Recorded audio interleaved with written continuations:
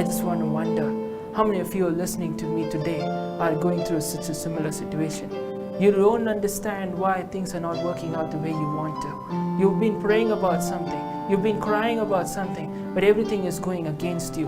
That medical report that you're faced with, you're not sure if you're going to live any more longer.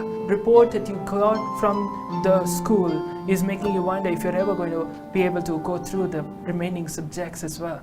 The report that you got from your bills and all the receipts, and you're wondering how are you going to financially stabilize yourself, how are you going to make through, or the report that you're being faced with, the challenges that you're facing, and all the experts are coming out and giving you all the reasons why you're not going to make it.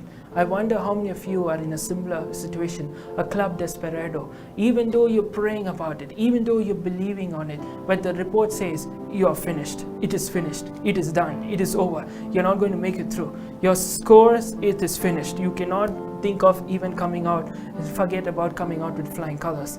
Oh, look at that situation with your relationship, it is torn into pieces, it is finished. Look at that circumstance, it is finished. You are not going to overcome that addiction no matter what you try.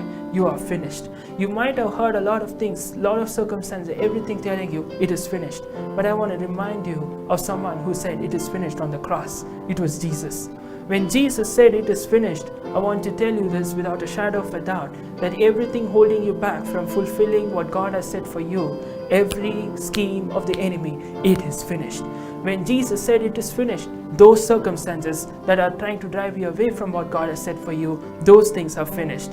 You know, when Jesus said he has the keys to death, hell and the grave, you need to know that death or anything that you're faced with, nothing has the power. All the power that they possess, everything, it is finished. I want you to know without a shadow of a doubt, they may come and tell you, you are finished, but you need to remind themselves and say, you know what, enemy, you may tell me I'm finished, but the truth of the matter is, you're finished. Yes, that addiction says that I'm finished, but the truth of the matter is, you're finished in my life. Yes, when you see the Bible says, sin shall have no dominion over you. The word sin there is not just talking about the performance sin. In fact, it uses the word amathia in the original translation, which means the noun sin. That means your performance sin or your addictions or the things holding you back shall have no dominion over you. Sickness shall have no dominion over you. Poverty shall have no dominion over you. Condemnation shall have no dominion over you. Guilt shall have no dominion over you. Your past shall have no dominion over you. Why? Everything that was trying to limit you, everything that is trying to suppress you and oppress you, nothing has dominion over you, because they are all been finished when Jesus finished the work on the cross and cried out and said, it is finished.